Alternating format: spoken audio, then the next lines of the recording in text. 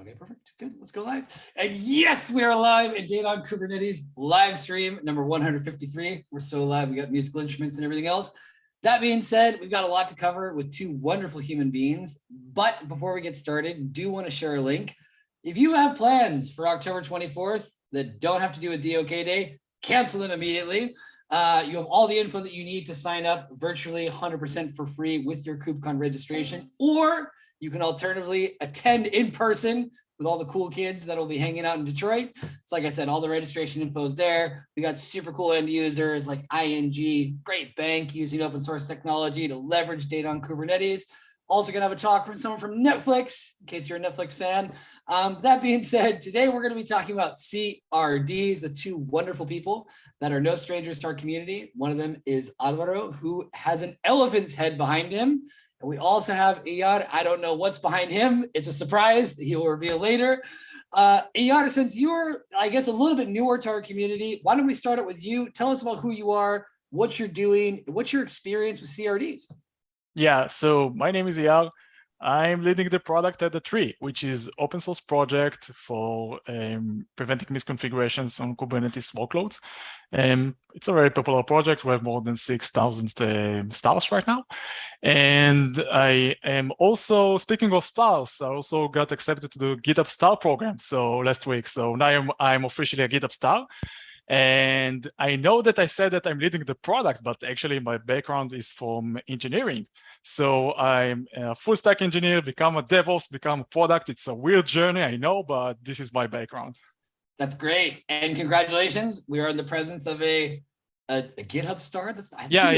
You may be the first. That's exciting. That's cool. There's only 100 around the world. So that's a big deal. Wow, you're in an elite group. Also, in an additionally elite group, I don't know how many AWS heroes are there. I don't know, but maybe more than I think we're over 200 as of today. Okay. 240, something like this. Yeah, a little bit less exclusive, I guess. But it's still really cool, nevertheless. It's still really cool. But it really depends on which topic, because you have for containers, you have for serverless, you have for community, you have different heroes.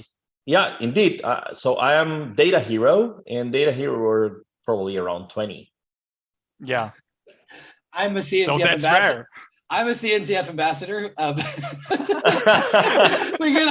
It's like a joke. A CNCF ambassador, GitHub star, and AWS hero. Step into a bar. What's going to happen? They walk into the 153rd live stream of the Data on Kubernetes community, and we're going to be talking about this topic related to CRDs. I will ask both of you at some point to share in the chat. I'll probably have some links that we'll be sharing with the other folks that are joining us on YouTube. For the folks on YouTube, of course, you can get your questions in here. We love questions. If you want to continue the conversation afterwards, we can always take it to Slack. But that being said, in terms of a little bit of context, there are certain things after 153 live streams that stand out. And one of them, and Álvaro knows this very well, is the fact that he said quite some time ago that CRDs are his favorite feature on Kubernetes. Something that's always stuck with me, something I've referred to many times, asking other folks, well, if CRDs aren't your favorite feature, what feature really gets your attention? So that being said, Álvaro, can you give us a little bit of context on why we're having this conversation today, how your interest in CRDs got started, and then we can see a little bit what Eyar's experience has been in Datree, and then we can sort of compare and contrast. Awesome. Yes. Thank you very much for having me here today. Talking about one of my favorite topics, which is, as you said very well, CRDs, right? So let me give a little bit intro why we're here today.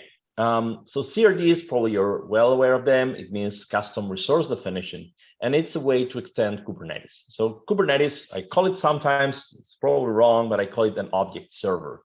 It is an API which manages CRUD operations on objects. Those objects have the shape, the schema, the YAML structure, however you want to call it, that is defined by the Kubernetes specification, and they may or may not take actions, right? So when you create an object of type pod, the Kubernetes controller will take action and actually instantiate some compute workloads, right? If you create a secret, that will end up being on etcd and probably will not do anything behind the scenes. So essentially, this objects or Kubernetes is an object API, right? So you interact with the API and you do CRUD operations and objects. The CRDs are a way to extend those with your own type of object. So you can create your own objects and support also actions, reactions, events on those CRUD operations on those objects. So why I love this concept? I love it because it essentially allows you to create your own API. So on top of Kubernetes, you can define the way that users will interact with your software, with your typically, let's say, operator, because this is mostly for operators, right? So you define an API, and if you do this carefully and you provide a high-level API so that users can consume your operator, your software, without having to know internals of the knowledge domain that is sitting behind that operator, then you're creating a very beautiful, easy-to-use interface for your software, for the operator. And actually, operators are meant from the very beginning to be a way of encapsulating knowledge about a given topic and exposing a simple user interface. So just to give you an example, I am behind one of those operators called OnGres, which is a software, an operator for running Postgres on Kubernetes. One of our goals is precisely to present an API, a user-facing interface that is very easy to consume without having to be a Postgres expert. So this is where my obsession, if you want to call it that way, with CRDs started.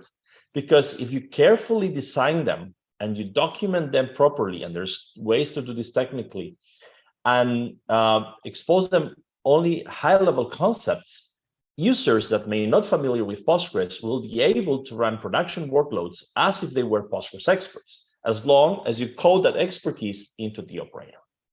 So this is the general idea about CRDs. Now, the main reason we are here today is because I've been constantly talking about this topic.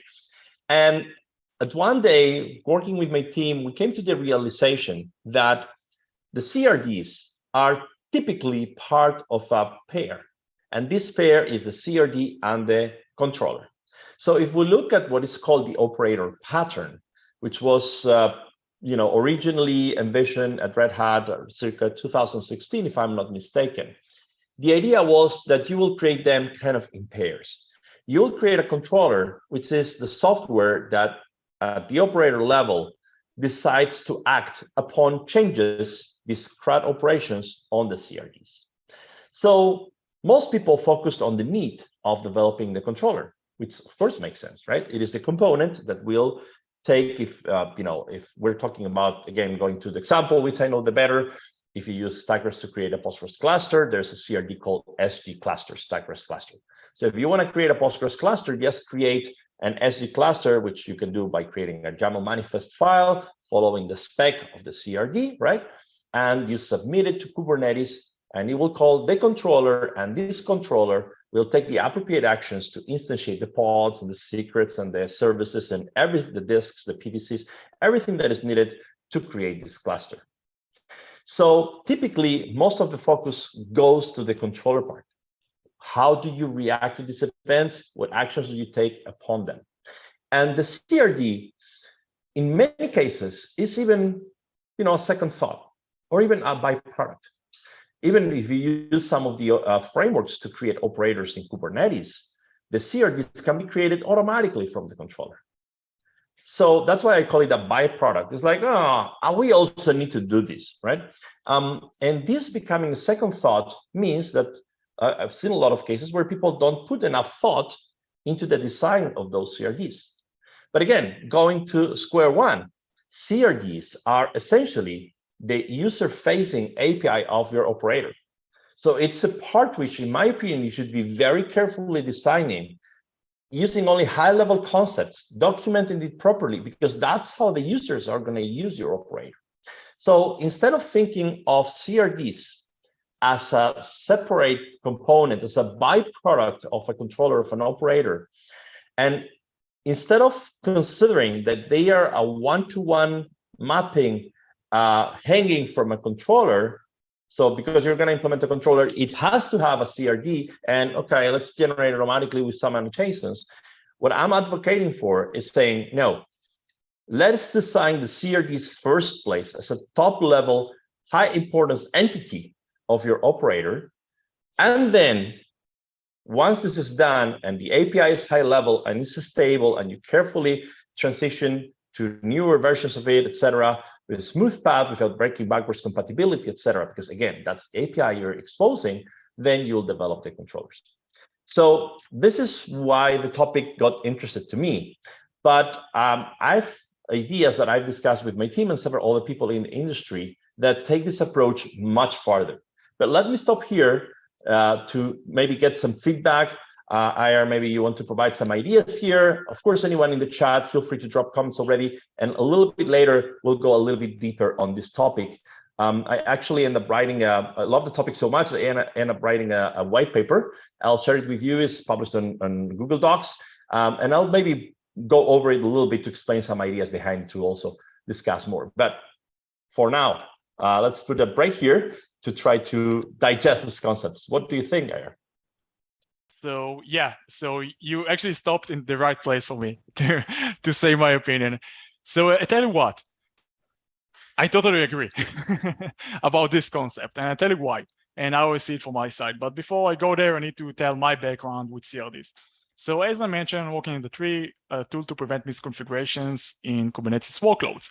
So what is unique about our solution is that you're able to run it on your cluster side, but also on your client side, which means it's also a static code analysis, but also a webhook. So when people start using it, we thought about the different rules or best practices that you want to enforce as a user that's using Kubernetes, and you want to make sure that your workload is compliant with them. So for example, I want to make sure that all my resources have labels or CPU or memory. We all know those best practices, right? And apparently, those only a subset of stuff that can be considered as misconfiguration if you're doing the client-side validation. Another subset is I wrote the wrong kind type. Instead of deployment with capital D, I used a small d. Or I don't know, use some kind of key or object that doesn't exist in this kind of kind. So a lot of different misconfigurations that you can do that are not necessarily something that you consider as a standard policy.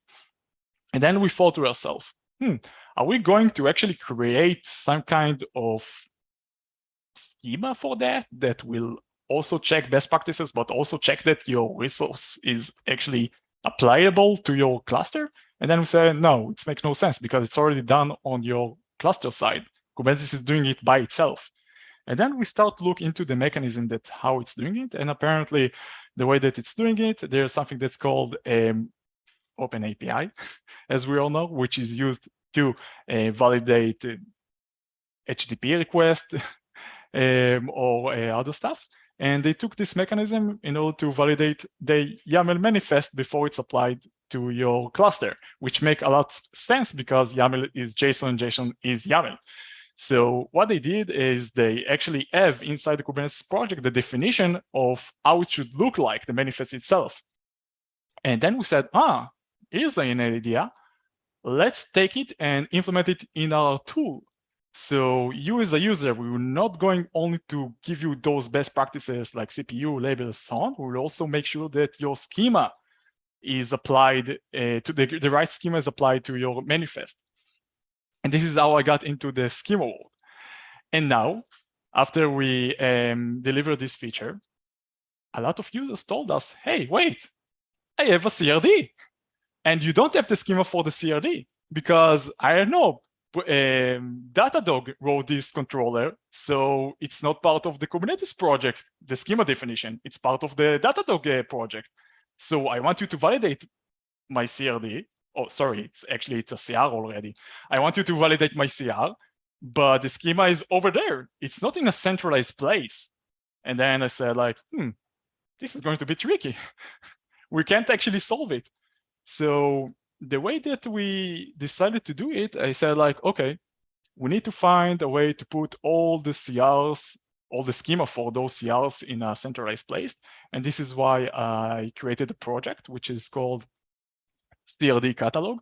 And it's containing all the schemas for popular CRs in one place. And this way, we're able to shift left validation of CRs and doing it also in manifest before it's getting applied to the cluster. Again, if you try to apply it to the cluster, the validation will already happen with the definition that exists in the CRD itself. So this is why it's important to do it on the shift left, and this is the only way to do it. So this is how I got familiar with the CRD and CRs and all the validation problems. And now connecting it to where you stop, it's now that I think we have more than 120 different schemas for different CRs. So we already see the pattern that it's not that easy to write a good CR. And if you're writing a CR, there's also the mechanism of writing all those schema definitions for them, which is basically like unit test.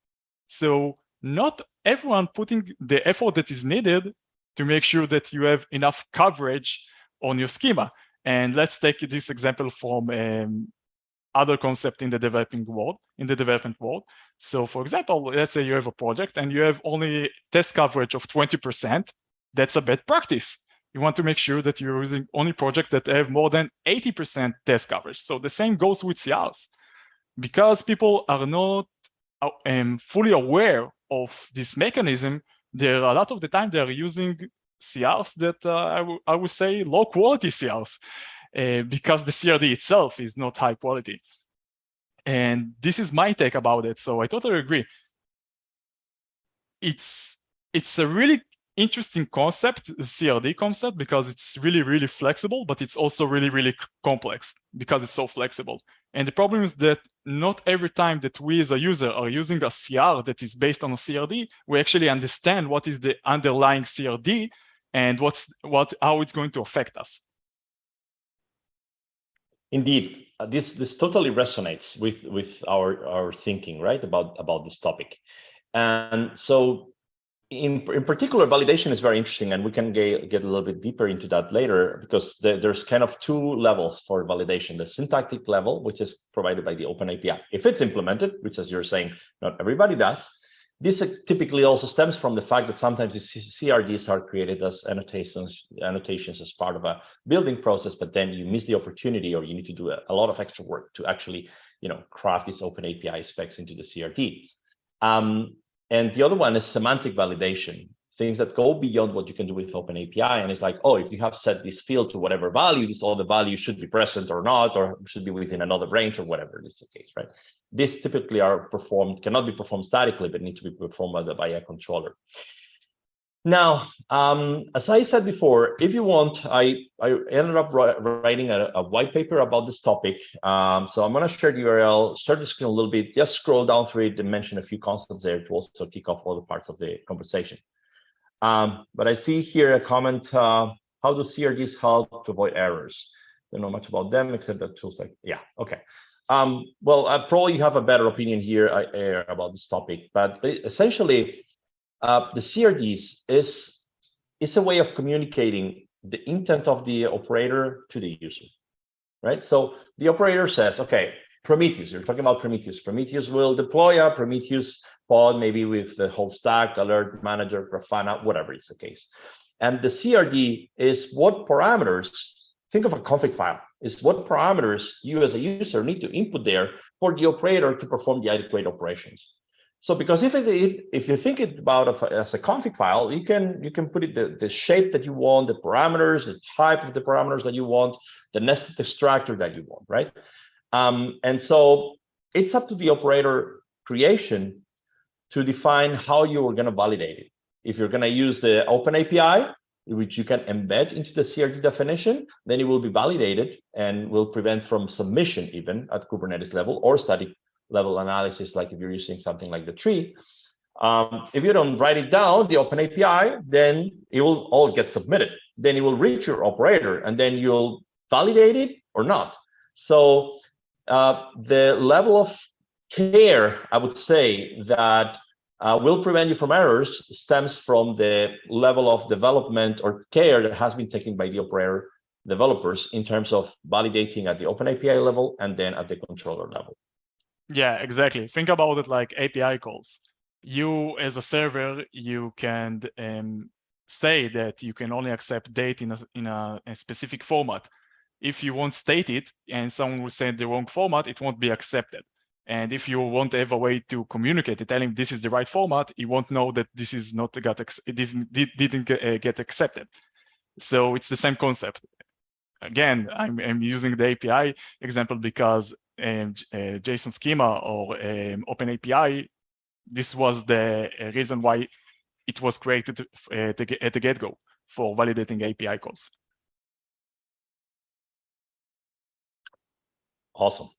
So if you don't mind, let me share the screen a little bit and talk a little bit about this white paper. I just shared the link on the chat. Probably can also be shared on YouTube so that we can follow it. It's totally open document, so feel free to comment anywhere. But basically, where there's some introduction here, explain a little bit the concept we already discussed. And one of the first realizations is that the CRs, the instances of the CRDs, and the controllers are typically very tightly coupled, right? They come along together. And this actually comes from the very definition, right? But in reality, it's not strictly needed that a CRD has to be associated with a controller. And there's cases where actually you can have CRDs without controller, controllers that manage multiple CRDs, controllers without CRDs, even though that doesn't make much sense, but it still can make sense. So there's typically the idea that, oh, I write a controller and need CRD. That's it, right? It's one-to-one mapping. If you write 3 controllers as part of your operator, that's also a usual pattern, then you'll have 3 CRDs. Or if you see that an operator has 4 CRDs, that means that it has 4 controllers. And again, this doesn't need to be the case. And this leads to the fact that these CRDs, which again are the definition of these custom objects, they're typically bundled and distributed together with the controllers, which makes sense initially, but as I shall explain, maybe this is not the best idea. By the way, I hope the font size is okay. Let me make it a bit bigger. It's also interesting realization that typically CRDs and controllers are built by the same team. But this also makes sense, right? Because if the controller needs to react on changes to the CRD, you should control the whole process. But there's a better way for doing it for some particular use cases, right? So there's a few considerations here. Typically, as I said, there's a one-to-one relationship, but it could be end-to-one or end-to-M. Sorry, I think in terms of databases all the time. And actually, CRDs resemble a lot the DDL of a table structure. So sorry about that. But anyway, so here, what we are proposing on this white paper is, what if we would consider a CRD as a specification? So if you consider a CRD as a specification, then you would design it in a different way, because typically you will write the specification first, the CRD, then you will write the implementation, the controller. This may not apply to all CRDs. So what I'm saying, I'm not advocating here is that, oh, now make all CRD specifications and all controllers follow. Maybe, but not necessarily. And the idea is that if we view the CRDs as a specification, then we're going to write it first. We're going to write it carefully. We're going to document it properly.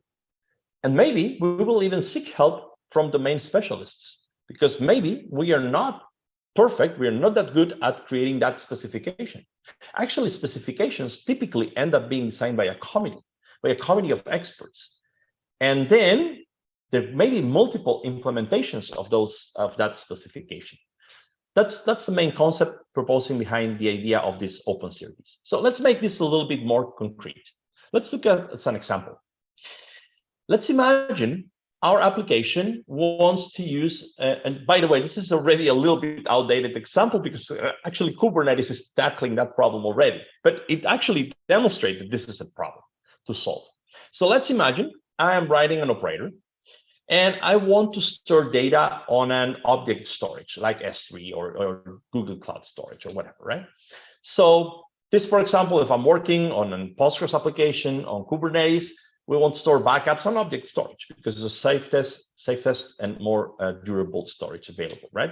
So whether it's S3 or DCS or whatever, I want to store backups on an object storage. So in my operator, I will ask the user, provide me the credentials, the path, the URL, whatever parameters are required to access the bucket so we can deposit the backup into this object storage. So let's, to simplify things, assume we're going to use S3. And we would like to create a CRD called potentially S3 bucket reference, a reference to an existing S3 bucket. We don't want to create an S3 bucket. We assume you already have an S3 bucket. We just want to have the minimum amount of information to get access to it. So probably in this spec, and this is because you're the CRD designer, you can put here whatever you want, right, under the spec. And you will decide that probably you want to expose a parameter called bucket, which will contain the name of the bucket, and then the credentials, which probably you will store in a secret. So you will ask for a secret key selector, and then you will specify the two parameters that you typically need here. This is simplification. There's other ways to access buckets, but this is how it's going, right? Now, if you look at this CRD, it is a fictitious CRD, doesn't exist like this. What is specific here about Postgres? Nothing. What is specific here about Stackgres, this system for running Postgres and Kubernetes? Nothing. This is absolutely common for anyone, any operator that may want to use an S3 bucket. And being so, why are we writing these CRDs by ourselves? And by the way, we are, well, I mean, I know one or two things about Amazon, but I may miss some configuration parameters, some options for the key access. The same if we're talking about DCS or Azure. There's so many variants of these that I'm sure if we design it, we as Postgres operator creators invest time into designing this CRD, we will not do it correctly. We will be missing some parameters or some options, authentication mechanisms. And because this may benefit anyone who is using an object storage, why don't we work together? If we treat it as a spec, we will all sit together. Anyone who's interested in referencing an object storage bucket, right? Let's sit together and write the spec. Someone maybe will work on the Azure part. Maybe someone will work on the DCS part. Maybe we'll involve the clouds themselves and say, hey, let us know all the possible parameters, authentication mechanisms that we should build into this CRD. And then we will add it because this is a spec. It's designed by a committee. And then we will write this open spec. Now, once this spec is written, anyone will go to their own controllers and kind of write its own implementation. But if we do this, we can see clearly that we have broken this one-to-one mapping between the CRD and the controller. Because now the CRD is not that it's written first, instead of a byproduct or an annotation that generates automatically the CRD from your controller. It's been designed by a committee of experts, subject domain experts on this particular topic. And then anyone, any operator can write a controller for it. So we'll do the appropriate thing for your own controller. That's totally operator dependent, but not the CRD. So this is the main idea behind this open CRD concepts. Before diving any deeper, what do you think about it? I have a question. Who will be the owner of the spec? I would say, I mean, anyone can do this, right? But that's exactly the problem, because if everyone can do it, we have the same problem like we have today. Everyone will create their own spec. We need to find a way to agree who is the owner of this spec that you describe. What I would say is that this should happen. This should be developed in the open, right? So actually, the name OpenCRD already tries to give this idea. So what I would think about this is that there should be a GitHub repo, domain name, where to host this OpenCRDs. And OpenCRDs will have an ownership as in the way as we'll pull together experts on each CRD that is going to be open or potentially shared across many operators, right? And, find the experts regarding this topic, and it's going to be 5 people from 6 different six people from 6 different companies, whatever the case is, that will write the spec. They will all own the spec, and then based on the usual concepts of how to contribute to open source projects, you will give committer rights to the people who are developing it, and people will be able to send pull requests, whatever in the way of creating this in the open, developing it in the open, and then keep it again open for anyone to use them. So basically, it will be like a mini CNCF for CRDs, in a way that it will be agnostic. No one is actually the owner. It's all being managed by committees. Absolutely, absolutely. And CNCF could be a good host for these, DoK, any others.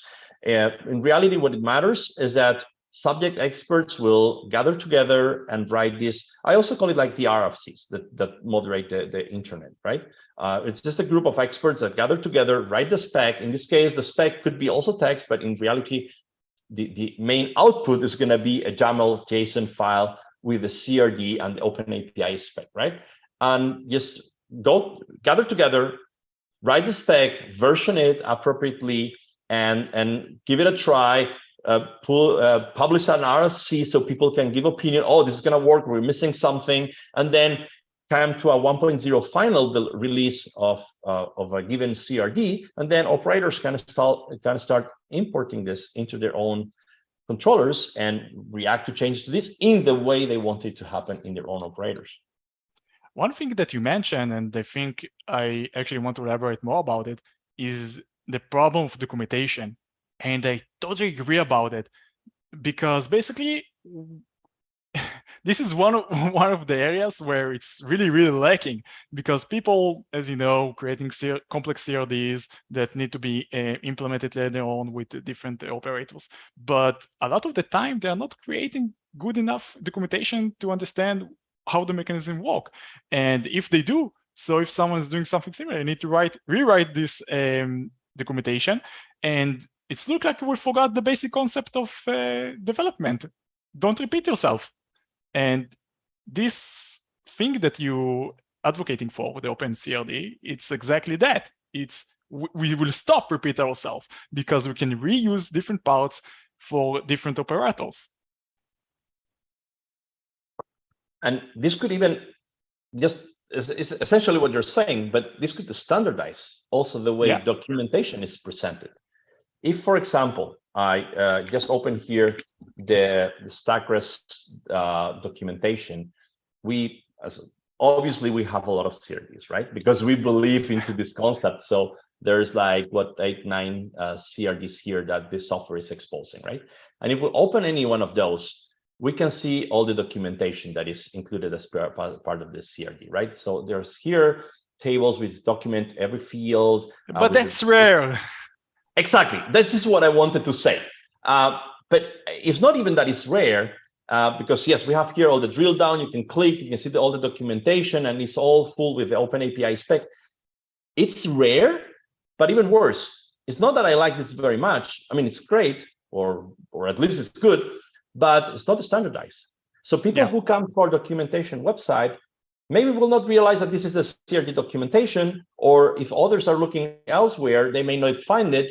If there would be a central place where this, at least the open CRDs, the ones that are more reusable across, because maybe here SD cluster is a little bit specific to this one, but SD Postgres config actually is a perfect candidate for something that could be reused across many operators, because this is just the configuration of Postgres. Any Postgres operator could reuse this one, right? So instead of having it published here as part of our StackRes documentation, if there would be this Open CRDs website, which will publish this Open CRDs, then we'll create a standardized way to showing the documentation of the CRDs themselves, because it's built into the CRD definition itself, the documentation, right? So programmatically, you can find a way to publish the documentation and the validation rules that are done against the CRDs in a fully automated manner. So technology is there. We just need to, as you're saying, put more effort into it and then maybe try to standardize this idea.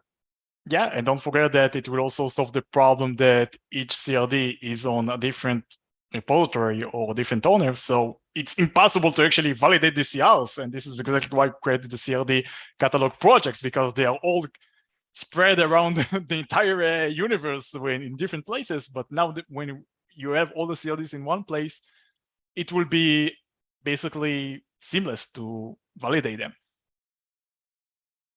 Indeed, absolutely. Actually, I'm thinking let's show some quick CRD, because maybe some of the people who are viewing this maybe lost what is exactly CRD. Show me the code.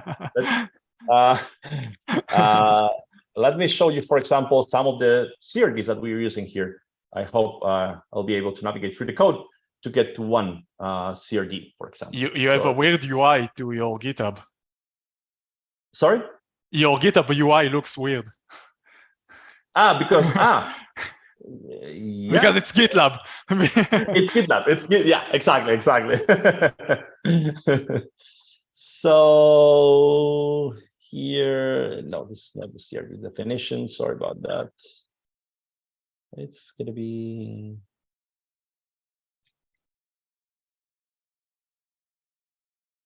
Yeah, I think it's gonna be here. The operator.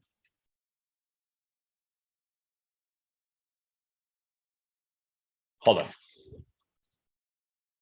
I'll do from command line because I'm just faster typing it. Is there any question in the meantime from the audience? One thing you were mentioning the point about documentation and how oftentimes, navigating the high seas of operators, I think for some people can get a little bit overwhelming. And also on the customer facing side, sometimes what we've encountered in the community are doubts regarding, trust. Is this reliable? Is it secure? Obviously, Eyar, I think you're well familiar with the security world. When it comes to validating the quality of an operator, making sure that, a customer is going to be comfortable with it, what are some things that you think end users should keep in mind in order to make sure that that part is covered? So that's a good question. So I have to say that regarding security, that's actually something that is most of the time, it's not mandatory. It's something that you need to decide the level of security that you want to enforce on your operators. But with what Álvaro is suggesting is basically that we can also create a standard for the security level that the CRD should have. And this is a good concept because this way you as a user, you don't need to decide what is the level of security that you want because it's already be integrated inside the CRD. Yeah. So this is a CRD, for example. This is a pretty large one, but it will serve as an example of what we're talking about here, right? This is a custom resource definition, and here's the name that I assigned to it. Then you specify versions, some parameters like to show additional columns. But the main part comes here at the spec, and we see, for example, version, right? So what is version? Wait, go to the schema. Stop there. Here. Yeah, I was going to start a bit later. Yeah, but okay, fair enough. So this is what Eyar is talking about, the validation, right? That we embed an open API v3 schema, which is, what it's going to look like. So the name, for example, is a string with a maximum length of 52 characters that should conform to this, regular expression, sorry. And then this is the documentation, some, a rich text with containing links. This is markdown format. And you can specify here. And if you look all down the CRD, there's always the same pattern. We specify each field, which type is it, the documentation, which we try to make it quite complete, and then the open API that validates this, right? And this goes all around the place. It's pretty long, so I'm just going to go over it. But this is what you are using for validation, for static validation, what you're using at Datree, right? And this, I agree, this is not very common to go all this deep into the CRD design, but this is one of the ideas behind this, right? And then the idea about this open CRDs is to take it a step further and design them as if they were a specification, and potentially by a committee of experts that gather together and say, okay, let's design this as a standard, and then let's use it as we wish. Yeah. So I have a question. What are the downside of this concept regarding what we have today? So there's a few downsides, but they are more kind of on the implementation side. I believe in general this should be a pretty good thing to do. There's obviously downsides that when things are designed by committee, there might be tensions, there might be bias, and there might be, it will take longer. But eventually, I believe that a healthy open community should be able to create high quality CRDs. Right now, there's the problem of distribution, how you import these definitions, and there's the problem that typically there's the assumption that you should not have more than one controller per CRD, and so when you bring these open CRDs, what happens if you have already kind of controllers that are not ready to understand them? So there's a problem of bundling it. Essentially, when you install an operator today, typically most operators, they deploy the code and they install the CRDs. If these CRDs are foreign to the project, they are stored elsewhere, how do you distribute them? How do you ensure that if you install the CRD, there's going to be a controller reacting to it? Because otherwise it makes no sense to install it. It's just metadata. And that you don't have more than one controller for a foreign CRD. And this is actually kind of the second part of the CRDs, the concept of this open CRD. So let me go a little bit deeper on this. First of all, we need to make them self-contained, right? So the CRD could have everything that you need to deploy. So it could be hosted on a standardized URL, predictable, based on project name, version, etc. And it should have the open API spec and the documentation all contained within, right? And should not have an implementation of this controller. So anyone can decide what we're going to do. So when someone is going to create an instance of this CRD or is going to modify one, whatever action should be taken on Kubernetes land, that depends on the controller. As I was mentioning, how to import them. So there should be a mechanism to import as a dependency. And you would say, oh, okay, so my project, let's say, wants to use this S3 bucket definition. So I want to pull a dependency on this particular open CRD. And this mechanism doesn't exist, something that needs to be created, right? And then how to install this. So in reality, I'm just going to skip some parts here that are not that important, types of potentially different types of CRDs. This is a digression about, what role a CRD may play. But the most important part here is that in order to deploy these open CRDs in a standardized manner, maybe there's this concept of admission microcontrollers. So there should be developed also pairing to all these an open CRD operator, which will handle these dependencies and will ensure that you will have a controller for this. So if you say my operator depends on the S3 bucket CRD, then it will pull the dependency, will install the CRD YAML definition for you and make sure that there is a way to control this. And we can take it even further and providing small bits of, remember that I mentioned before, the difference between syntactic and semantic validation, right? So the open API provides the syntactic validation part. But if we write open CRDs, we might also have a way to express a little bit of semantic validation. For example, if we're talking about the S3 bucket API, we might want to say, oh, if you say that here, this field contains a value, or you're specifying the access key ID, you also have to provide the secret access key field, for example. This might not be easy to express with open API, but we know we are creating the spec. We have the hat of these spec creators. If we know that we need to do this, then how can we bundle into the definition of this open CRD the knowledge that this second field needs to exist? And so this white paper proposed the idea of microcontrollers, which are tiny controllers that work only as admission, basically to reject or not to reject a creation or modification of an existing CR that will run before your own controller, just to perform semantic validation. And this could be technically reused. This could be somehow even embedded into the CRD definition itself, similar to the syntactic validation provided by the open API schema. But this is runnable code. So here, this white paper provides some idea of how to do this in technically speaking from a code definition. But I'll leave it there. So feel free to check it out and give your opinion. There's even proposed a domain name for this. It's actually reserved just in case. But this is totally open idea to be developed further by the community, and of course, subject to any opinion. I would just say that they are actually working on a solution for what you described, that you are not able to compare different objects inside the schema. So they're going to introduce a new concept, which is called data, if I remember correctly, which will solve this issue. So maybe you won't need the microcontrollers to make this validation. Yeah, that sounds fantastic. It should be an addition actually to the white paper. You're right. Yeah. Okay, look good.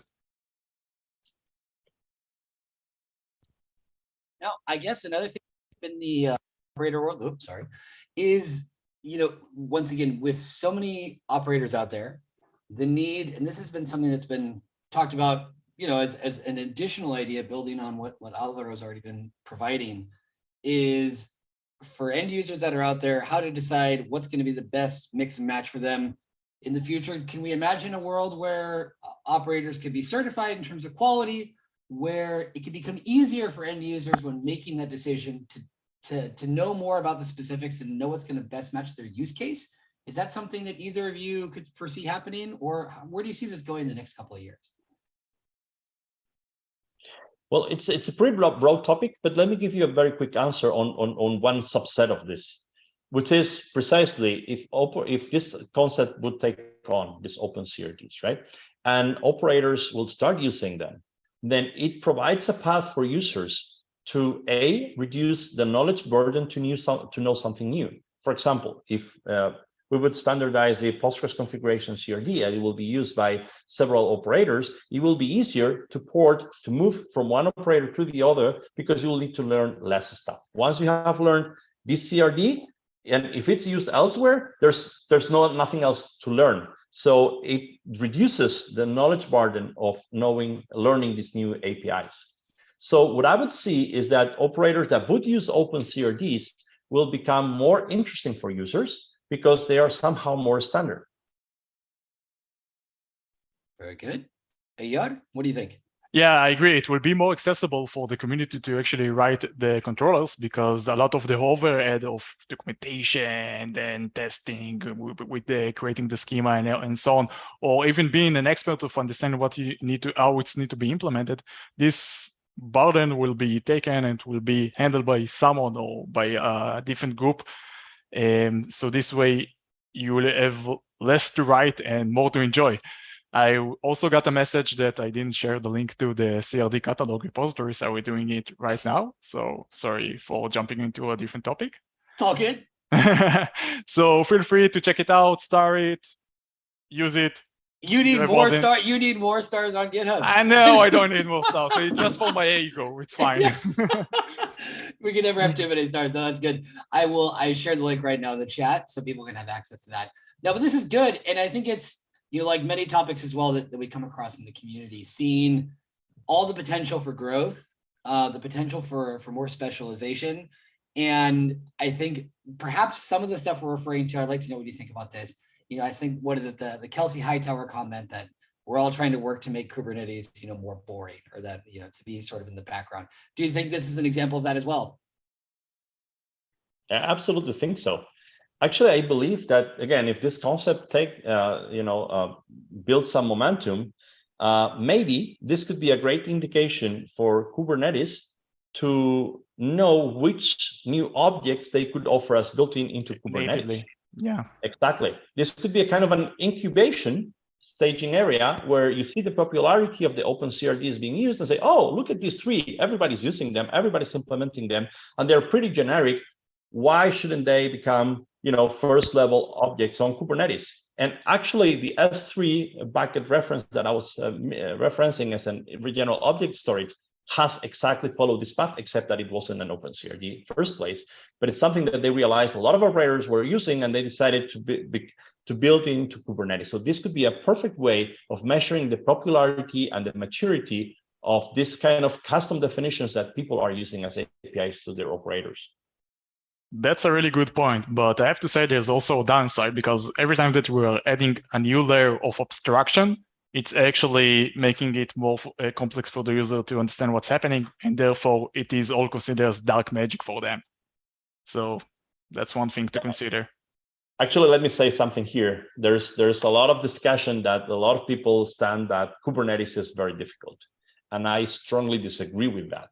Actually, I find Kubernetes super simple, except that it's very extensive. So learn Kubernetes. My experience, I learned Kubernetes on a plane. I was traveling to the US. When I landed in the US, I knew Kubernetes.